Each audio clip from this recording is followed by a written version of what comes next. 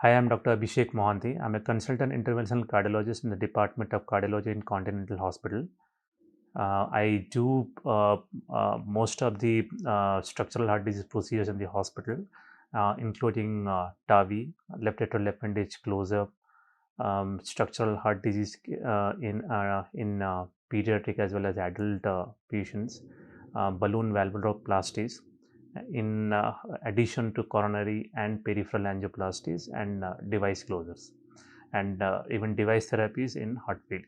I'll be speaking about a condition known as aortic valve stenosis. So, aortic stenosis is a condition, it's a debilitating condition which usually affects the elderly population and is one of the important cause of admission in such group of patients. Most of the time, aortic valve stenosis diagnosis is missed initially, and they're diagnosed sometimes on routine echoes, which has been done for some other reason.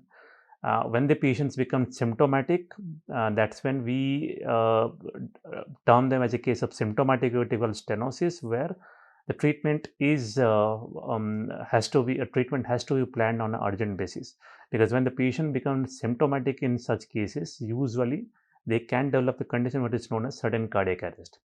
So, usual symptoms of aortic valve stenosis are breathing problems while walking, chest pain while walking, or sudden blackouts. So, once they start developing these symptoms, usually we do an echo to diagnose the problem, and it can be easily diagnosed based on a simple 2D echo. So, once the condition has been diagnosed, the conventional treatment for aortic valve stenosis is aortic valve replacement. So, usually the aortic valve replacement is done surgically, and most of the cases the risk of surgery is considered as low, but there are certain categories of patients where the risk of surgery is considered as moderate or high.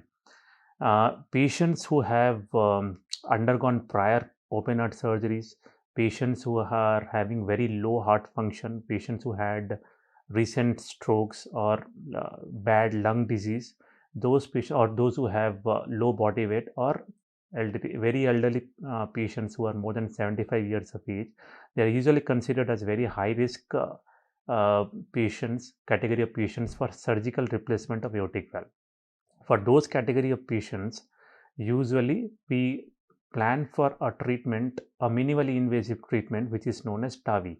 TAVI stands for transcatheter aortic valve implantation, where we implant the same valve without doing a surgery. We implant the valve by a minimally invasive procedure by accessing an artery in the groins and then implant the valve in a cath lab table. And this procedure doesn't require any open heart surgery or any knife. It can be done within 1 hour in most of the patients. In this actually was designed in patients who are considered as very high risk for surgery, but now trials have been conducted in patients with moderate risk of surgery, and it has been shown that the results are comparable to that of surgery.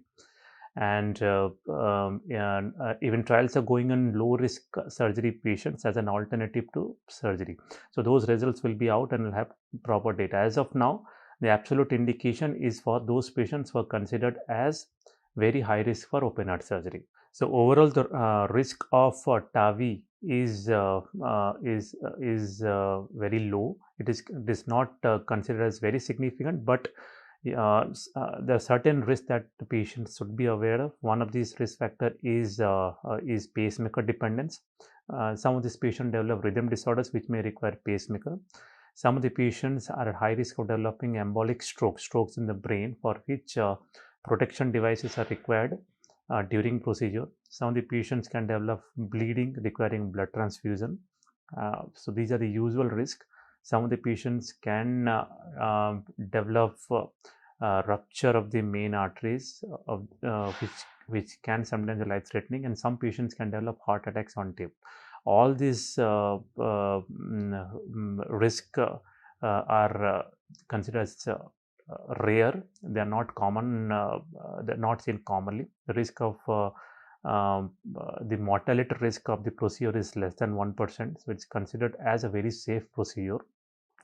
So TAVI is basically 90% planning and 10% implementation. So before TAVI, usually we do a planning CT scan, and based on the CT scan, we can decide the size of the valve to be deployed, the access site, as well as the potential complications. So all those things can be decided based on special softwares which has been designed for this category of patients, which actually is based on CT scan.